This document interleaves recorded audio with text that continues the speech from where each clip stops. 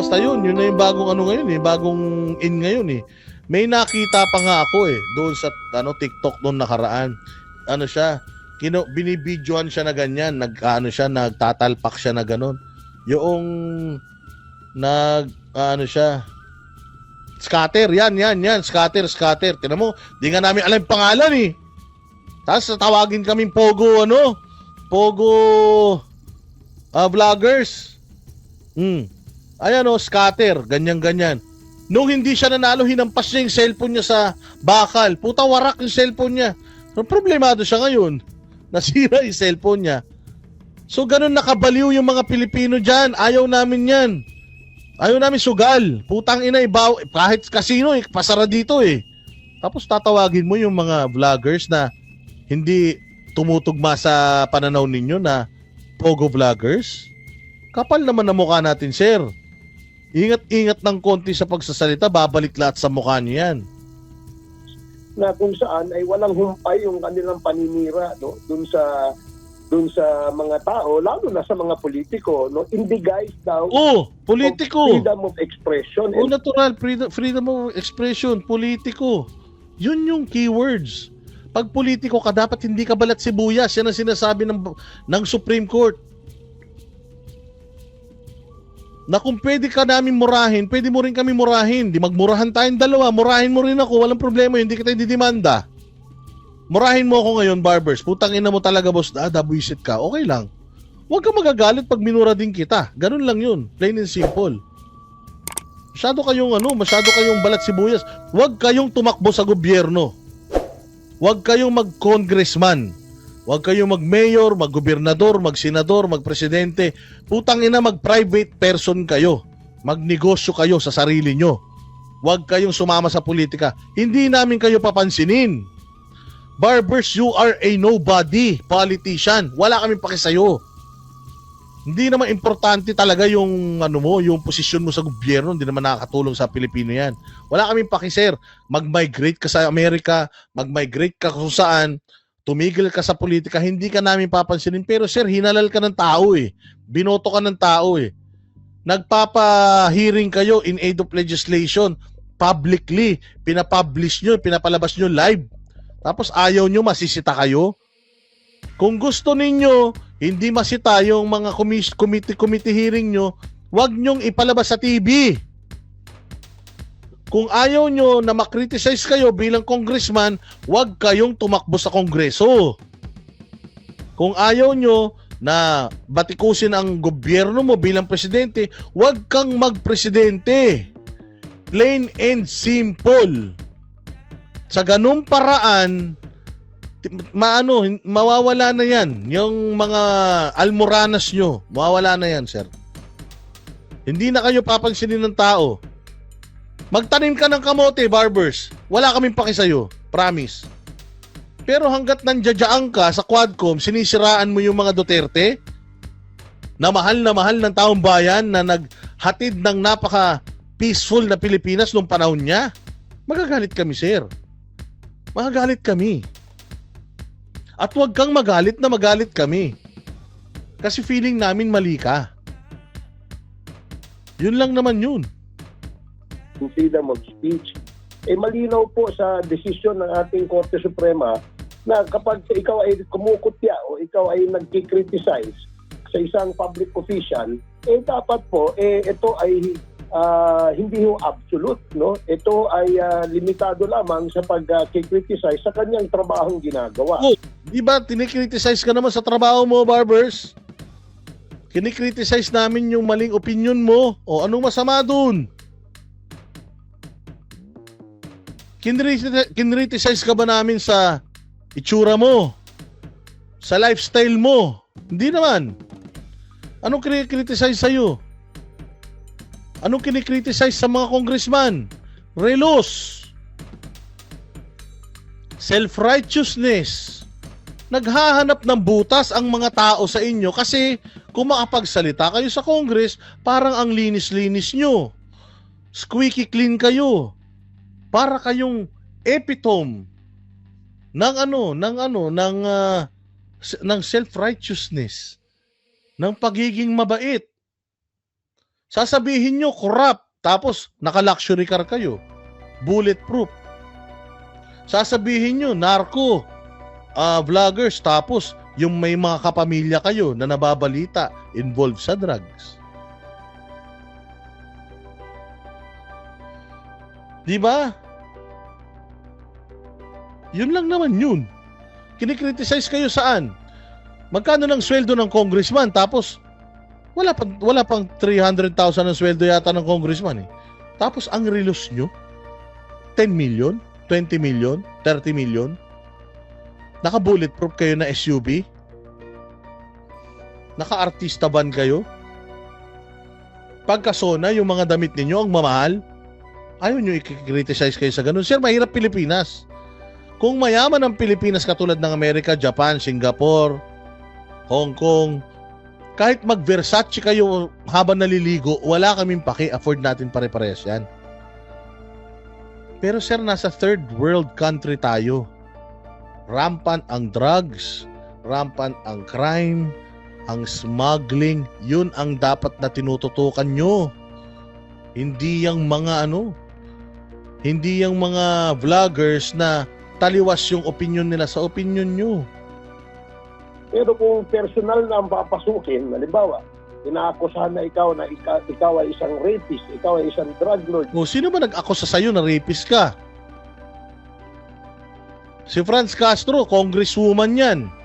Child abuser. Putang ina, grabe nga kayo kung mag-akusa sa mga Duterte. Barbers, kayo nga nag-aakusa sa mga Duterte na may sindikato sila eh.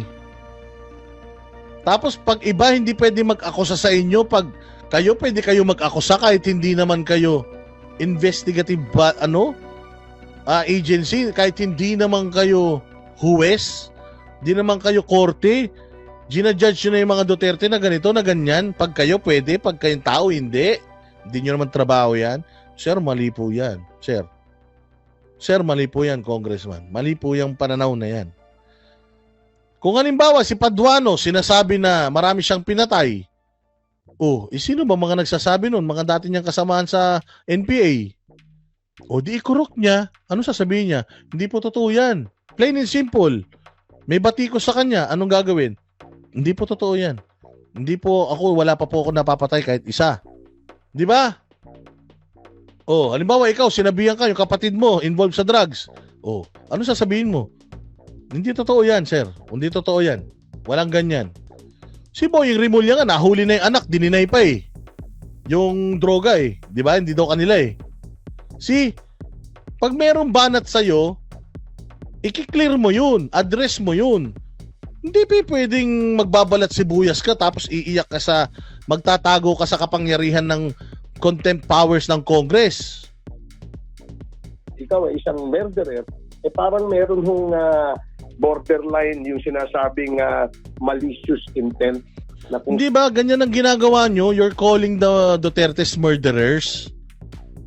Di ba? Ganyan din ginagawa nyo na kahit na hindi pa naman sila guilty beyond reasonable doubt sa korte ng Pilipinas, you're calling them murderers already. Di ba sino ba dito nagtatawag sa mga Duterte na may mga crime syndicate? Di ba kayo? Bakit pag gagawin sa inyo, nagagalit kayo? Di ba? Sabi nga nila taste of your own medicine. Sinasabi nyo si Pulong, si Manscarpio, drug lord sa Pilipinas.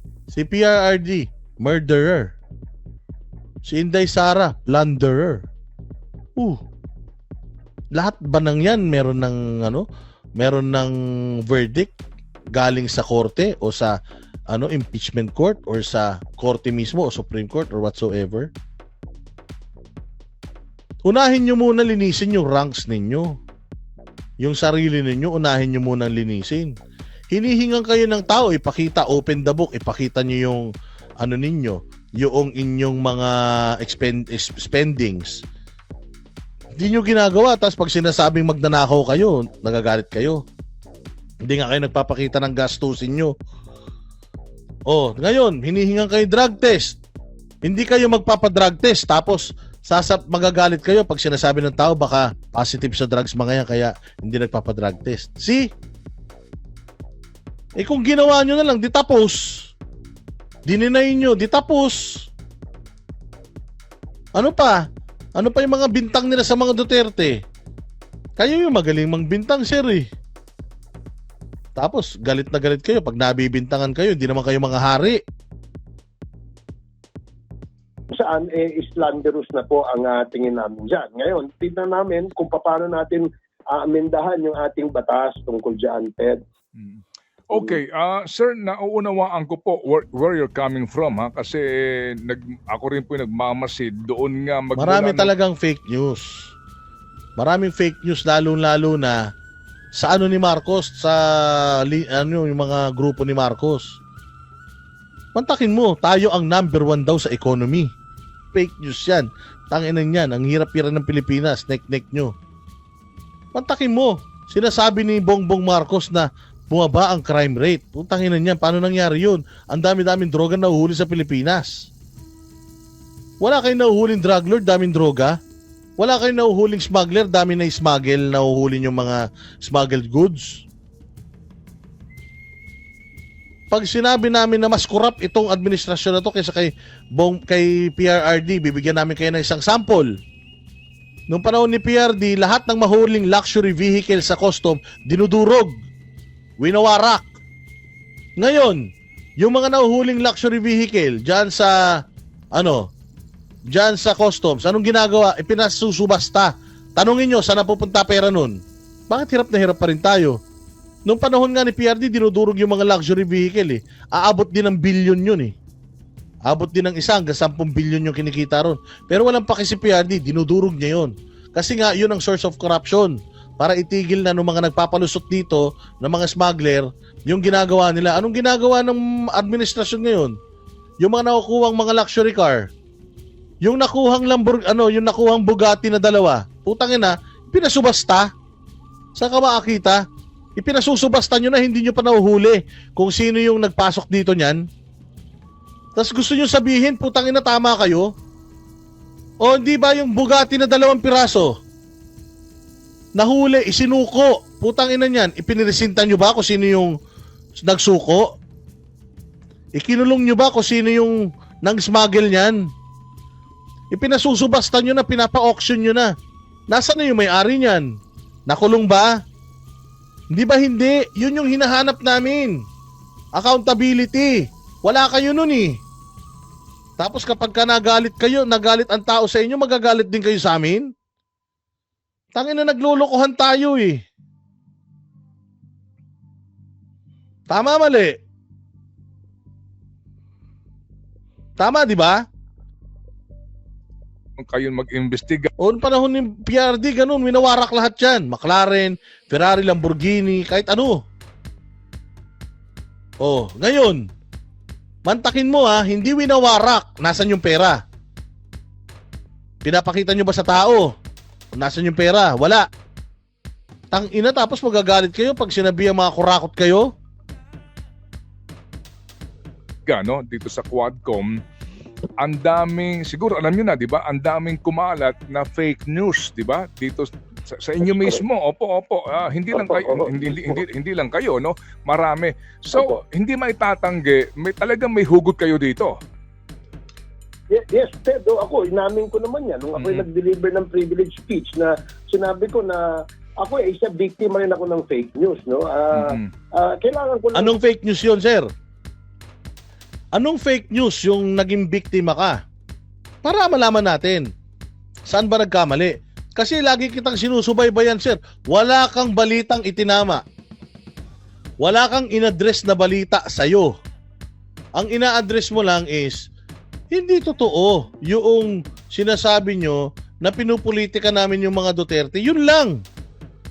Pero ang daming binabato sa'yo. Unang-una, yung kapatid mo daw di umano na involved sa droga. Did you ever correct it? Address it? Hindi. Yung dati, galit na galit ka, tawan-tuwa ka sa war on drugs. Sabi mo pa nga pwedeng gawing model ng ibang bansa yun. Di ba, ang tanong sa'yo ng tao, sir, bakit nagbago ka ng tono? Okay naman sa'yo dati. Hindi mo rin sinagot yun. Wala. Di ba? Kung ano yung sinasabi mo na fake news ka ng tao, address natin kasi baka mamaya mali naman talaga yung binabato nila sa'yo. O i-correct natin sila, di ba? Sabihin yan, nang sa ganon, malaman po ng ating mga kababayan na wala palang pinipili itong mga fake news. Hindi guys, ang lagi yung palusot nitong mga vloggers na ito, na narco-vloggers na ito, sinasabi nga, Oh, narco-vloggers ha. O kita mo, sino ang nagkakalat ng maling impormasyon? Di ba ikaw? Sinong mga narco-vloggers yan? When you say narco-vloggers, dapat meron ka na listahan yan, sir. Dapat pati may preba ka na may mga narcotic people or involved sa drugs na mga tao nagpapasweldo sa mga to. Kasi tinatawag mo na silang narco-vloggers eh. Hindi ba mali yan, sir? Na tinatawag mo na silang ganun, wala ka pa namang ebidensya? Sino dito fake news, sir? Kami o ikaw? Narco-vloggers? Pogo-vloggers?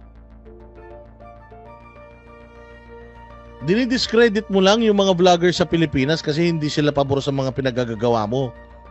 Sabi nga ni ng isa nabasa ko sa social media na kapag ikaw pinatawag dito sa Congress, use it as a badge of honor. Ibig sabihin ano sila sa iyo? Sapul sila, butthurt sila sa sinasabi mo. Kaya pinatawag ka nila diyan. So ako, papuntahin mo diyan. I will accept my fate. Makukulong tayo dyan. Sigurado, lahat ng ipapatawag nila dyan ng mga vloggers against them, sigurado ako, makakatikim talaga ng contempt, makakatikim talaga ng selda dyan sa Kongreso. Kaya ako nananawagan ako sa mga kapwa ko vloggers, mas lalo wag tayo titigil. Masarap magpaka-martir sa bayang Pilipinas. If yung pagkukulong nila sa atin na mga nag-atid lang naman ng kanilang saloobin will trigger a change dito sa bayang Pilipinas, so be it. Napakasarap mamatay sa bayang Pilipinas. Napakasarap magsakripisyo sa bayang Sinilangan. Kaya huwag kayong matatakot. Huwag kayong matatakot. Pag pinatawag kayo dyan, it's a badge of honor. Ibig sabihin, nasaktan sila sa mga pinagsasasabi ninyo. Pag pumunta kayo dyan, kung sino man ang ipapatawag dyan, magdala na kayo ng mga gamit ninyo. Dahil the way Barbers is talking right now, sigurado siya na narco-vloggers kayo. Kaya kayo ipatatawag dyan dahil sa isip niya, binayaran na kayo ng mga narcotics. Binayaran na kayo ng mga drug lord sa Pilipinas. Yun ang sinasabi niya, these narco-vloggers, so ibig sabihin, lahat ng ipatatawag niya dyan, ang treatment niya, narco-vloggers na kayo. So i-expect nyo na yan na pag pinatawag kayo, magdala na kayo ng ng mga gamit. Sabi dito, pag pinatawag kayong pumunta, hindi pwede yun. Pag di ka nagpunta, kulong ka dyan. Kulong ka dyan. So, ibig sabihin, pag nagpatawag talaga ito si Sir, nasa listahan na kayo ng narco-vloggers niya.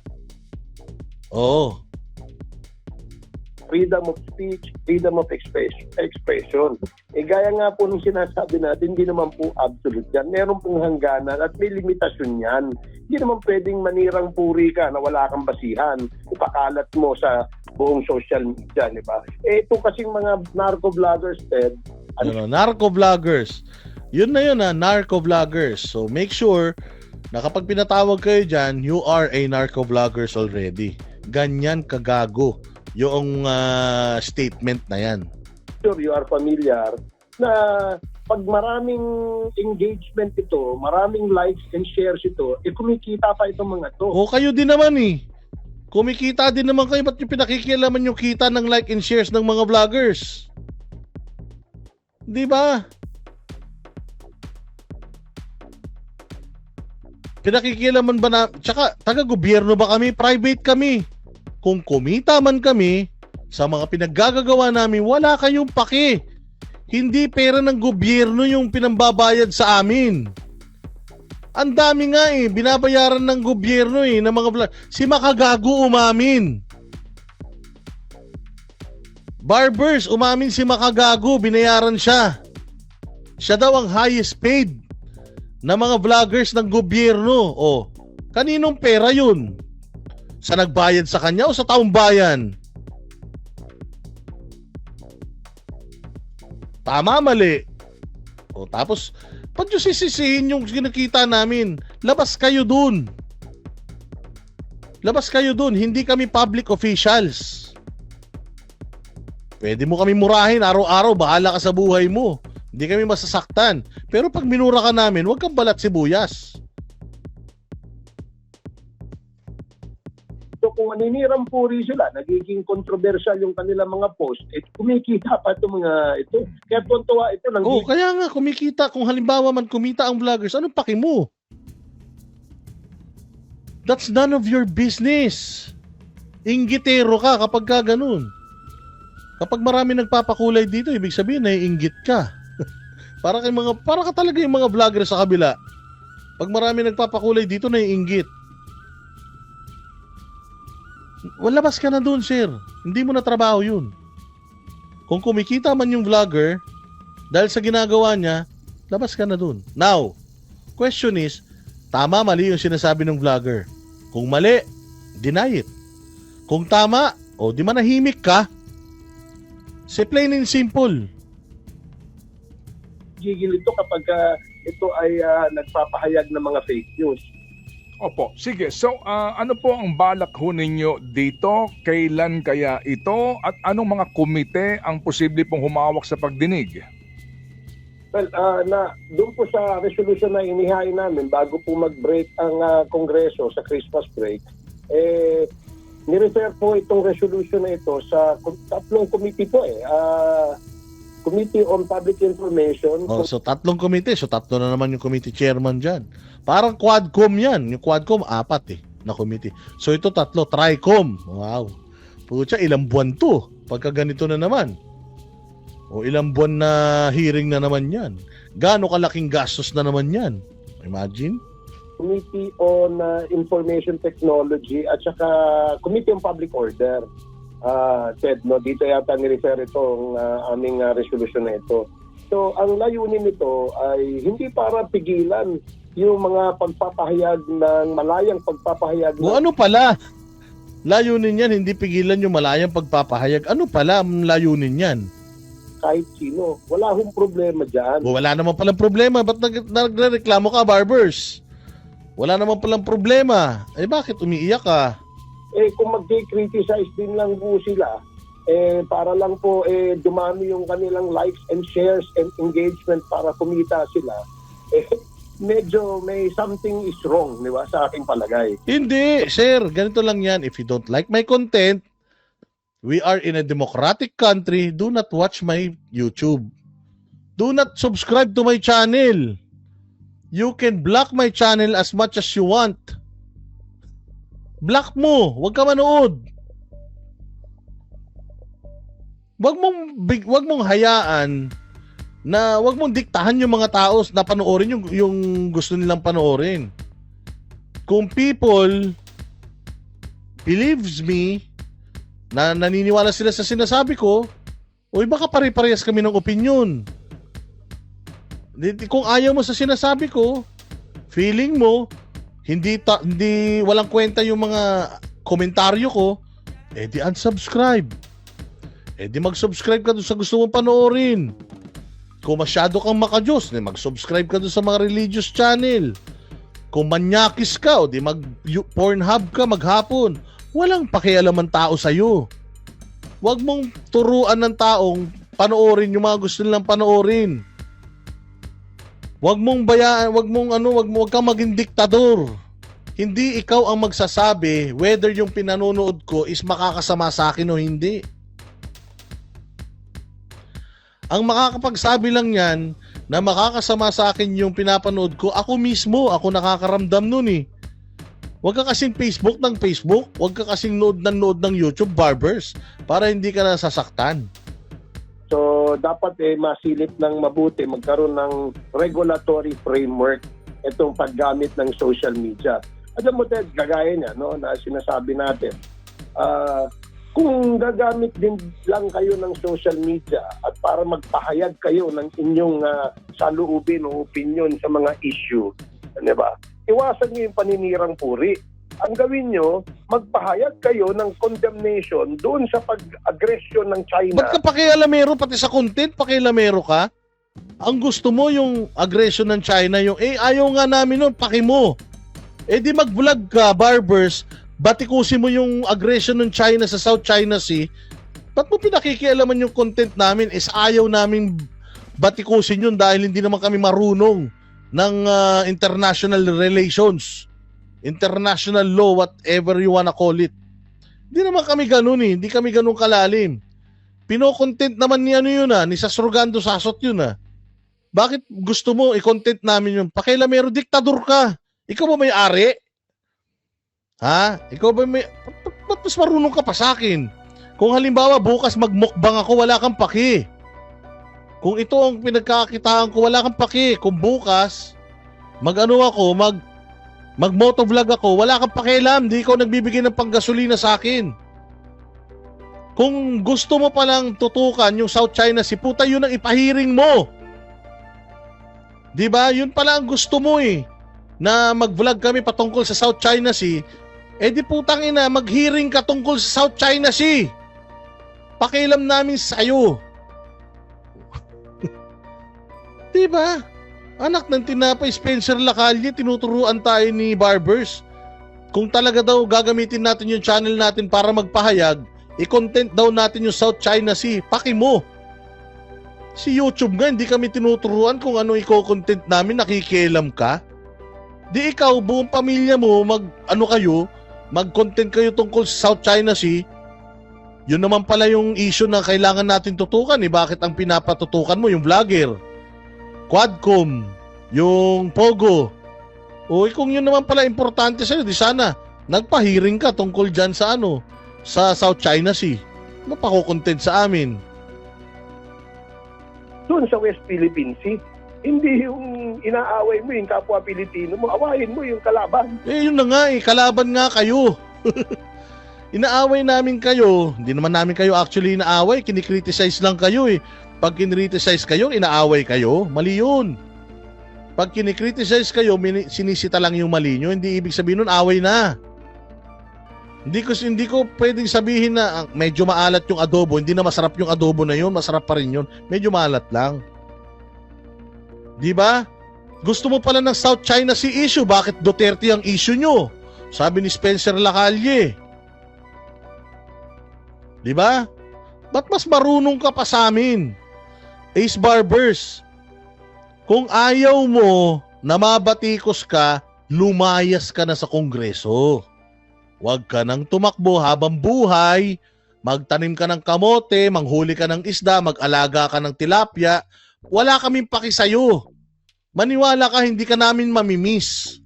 Pero hanggat nandiyan kayo sa Congress, panay ang gamit nyo ng pera ng taong bayan sa walang kakwenta-kwentang bagay, masisita namin kayo, sir.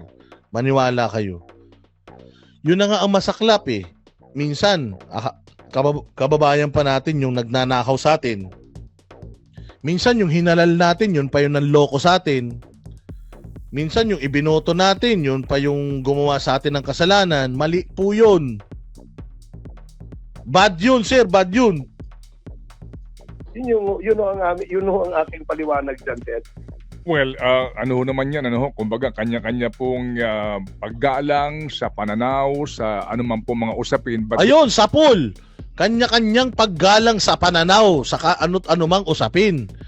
Wala kang control, Barbers, kung ano ang gusto ng isang nagko-content, kung anong iko-content niya. Kung halimbawa magmukbang siya, kumain siya ng 1 kilong taba araw-araw, wala kang pakialam kung mamatay siya bukas dahil sa ginagawa niya. Hindi naman siya humihingi sa iyo ng pambili niya ng pang niluluto niya at kinakain niya.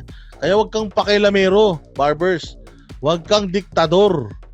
basically nga, ang inyo pong gustong tukuyin talaga dito ay yung pong paggamit po sa social media para doon pa sa pagpapakalat ng maling informasyon at paninira po. Opo, 'di ba? That's So correct. that's a Opo. very thin line, Kong Ace, no? Pag pinag-usapan nga natin yung freedom vis-a-vis yung pong sinasabi na posibleng regulasyon. Dito ba meron na kayong ano ito? YouTube ba 'to? Ano ba itong mga medium na inyong gustong tukuyin dito kung sakasakali, Kong Ace?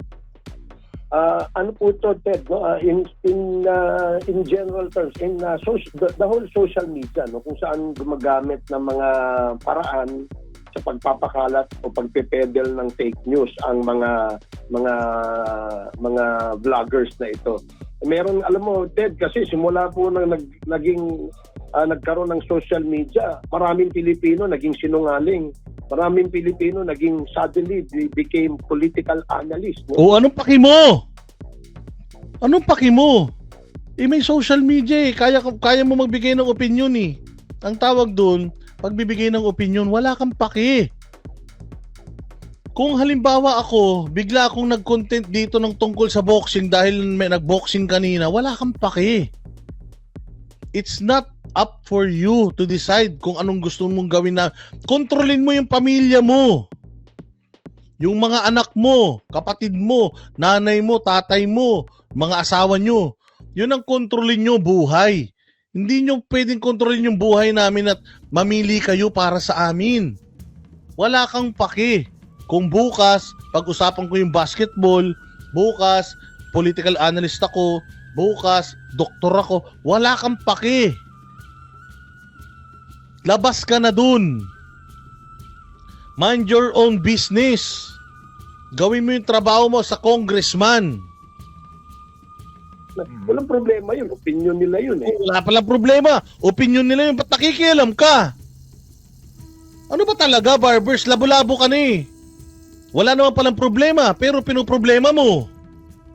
Ulitin natin sasabihin niya. Wala daw problema, pero pinoproblema niya. Ng social media, maraming Pilipino naging sinungaling.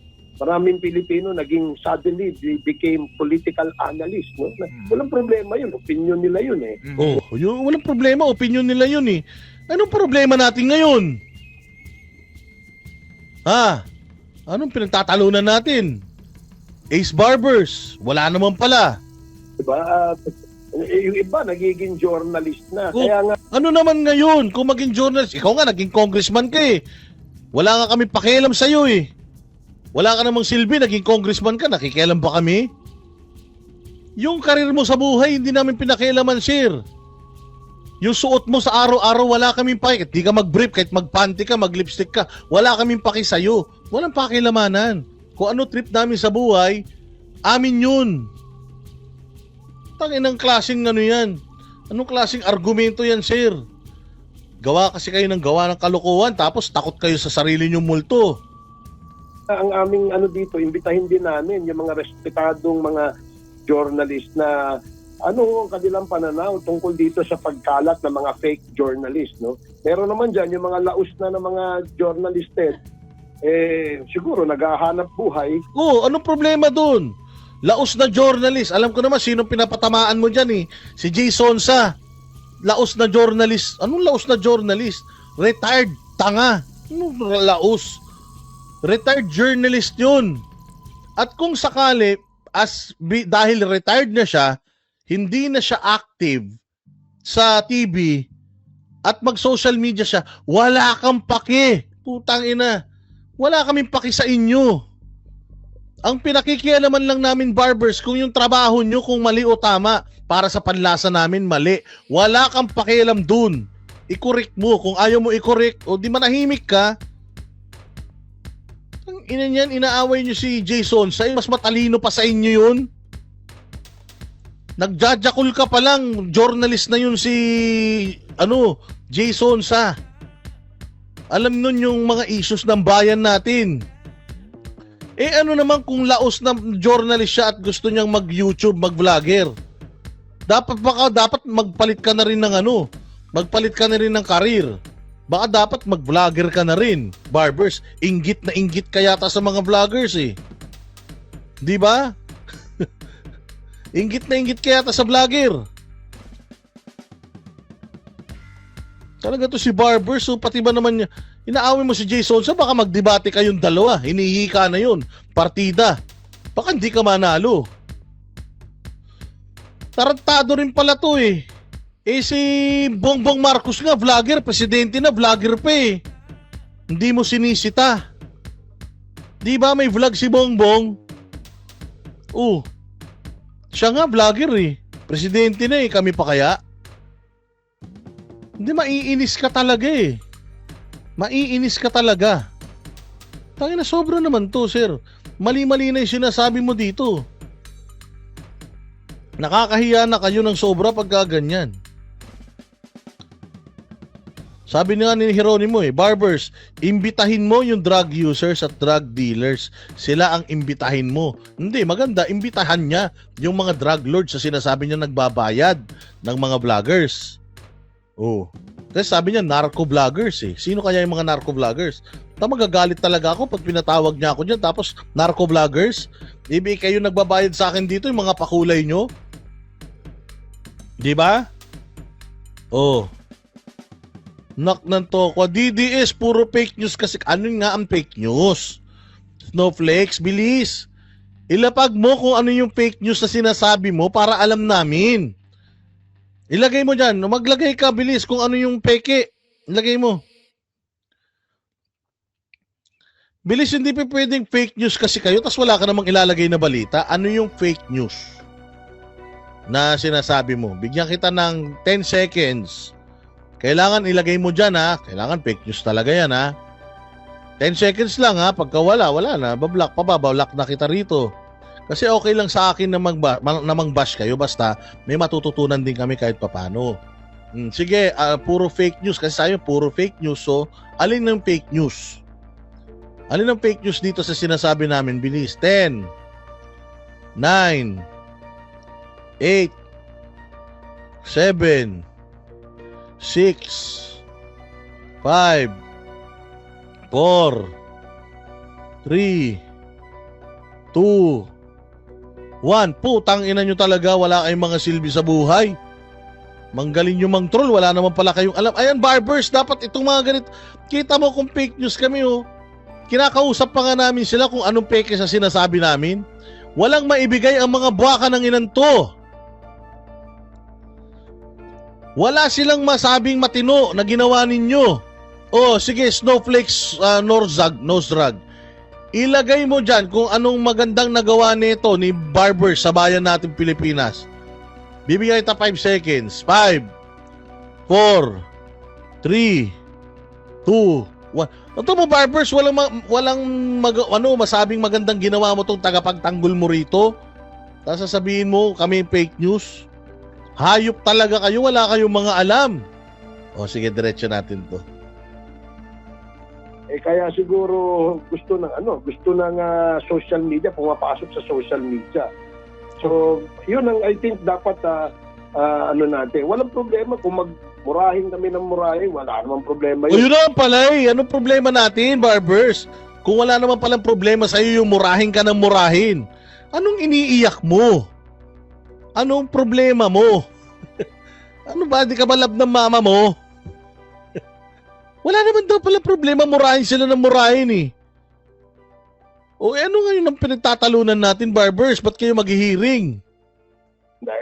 Pero criticize kami tungkol doon sa aming poor performance o hindi kaya sa aming pag-aabuso. Yun. Yun naman pala eh. Tingnan mo, walang problema sa kanya murahin siya. Wala daw problema. Pero sa susunod naman daw, i-criticize siya nang naaayon doon sa trabaho niya, di may problema ka. Tangina, ano ba talaga? Wala kang problema, may problema ka. Ano ba talaga, sir? Ang gulo-gulo mo eh. Tangina, para kang bagyo. Minsan mahangin, minsan hindi. Pinagsasasabi mo, Ace Barbers. Walang problema sa'yo na mura-murahin ka. Ba't walang but? Kung walang problema, plain and simple. Ganun lang yun. Walang problema sa akin murahin ako ng murahin, putanginan nyo rin. Tapos, di ba? Naman pala eh. I-criticize ka ayon sa ginagawa mo, hindi pa ba? Tinan mo, ang sinasabi ng mga tao rito, gusto lang nyo i-contempt yung mga vloggers eh. na niyan, pag ito nakarating na naman to sa Korte Suprema, papagalitan na naman kayo. Sabihin nun, wag na kayong magpolitiko. Wag na kayong magpolitiko. Tigil nyo na yung pagpupolitika nyo. Kung gusto nyo maging vlogger, mag-vlog na lang kayo. Gusto nyo magtanim ng ng cornic, magtanim na lang kayo ng cornic, ganun. Walang problema yun sa amin. Kahit araw-araw, bombayin kami. Walang problema. Yun naman pala eh. Wala palang problema eh. Tapos magpapahiring ka. Gulo-gulo mo. Yung magpakalat ka ng fake news o isang news na wala ka namang legal na basihan o ibig Yun na. So klaro ah. Huwag kang magpapakalat ng fake news. Okay lang daw murahin mo sila. Huwag ka lang magpakalat ng fake news. So, tapos na laban. Wala naman tayong pinapakalat ng fake news. Ayan, balita, nire-reactionan lang natin. Okay lang naman daw murahin siya ng murahin. Wala naman daw siya pakialam dun. Di murahin na lang natin ng murahin. Ika nga kahit na iota of truth, Okay. iota of evidence, medyo malaking problema po yan. Ikaw nga, kaya mo magpakita ebidensya na narco-vloggers, na may binabayaran na vloggers, na mga vloggers yung mga drug lords sa Pilipinas. Tunayan mo rin yan, ha? Sige, so ako naman din dito, Kong Ace, ay interesadong malaman kung ano ang magiging pag-aaral ninyo o resulta ng pagdinig doon sa management nitong mga social media platform na ito. Yung kanila din namang responsibilidad, kasi halimbawa sa YouTube, kung klaro naman talaga na pawang kasinungalingan at pawang nakakapapanira ng puri, ng pagkatao, ng personalidad yung isang sinasabing vlog na yan o anuman, bakit hindi kitang-kita mo naman, di ba? Bakit hindi nagkukusa yung management ng platform? Exactamente, barbers. Facebook will determine whether the post is what? Fake or not. Meron na nga kayong fact checker sa Facebook eh. Kaya nga shadowban, binablock, pinuputol yung mga channels eh. Yung mga Facebook pages eh, na mga peke eh. Naghahatid lang ng mga nagagalit ka sa mga political vloggers, ang dami naghuhubad-hubad. Sayaw na sayaw sa TikTok, ang papangit naman. Putangin na niyan, nakalabas yung mga kilikili, ang iitim. Yung iba may buhok pa. Yun ang ipagbawal mo. Yung mga malalaswa, yung gagayahin ng mga bata, balang araw mo yung mga bata nga, ililiit pa sayaw na nasayaw sa camera. Kami nga, Christmas party, hindi pa kami sumasayaw sa hiya namin. Ngayon, yung mga bata, kahit pasayawin mo, kahit maraming tao magsasayaw, ang kakapal na ng mukha ng mga bata ngayon magsayaw-sayaw. Bakit? Rampant sa social media, yung mga sayaw ng sayaw, mga nakahubo na. Yun ang dapat na ninyo. Yun ang dapat na linisin ninyo, social media from that. Again, yung sinasabi dito ni mas matalino pa sa iyo to si Ted Filon, barbers eh. Tinan mo sabi ni Ted Filon, hindi ba meron ng yung YouTube mismo, meron silang power to take down a channel, lalo na pag alam nila na mali. Halimbawa sa Facebook, nag-post ka ng may dugo, block yung channel mo.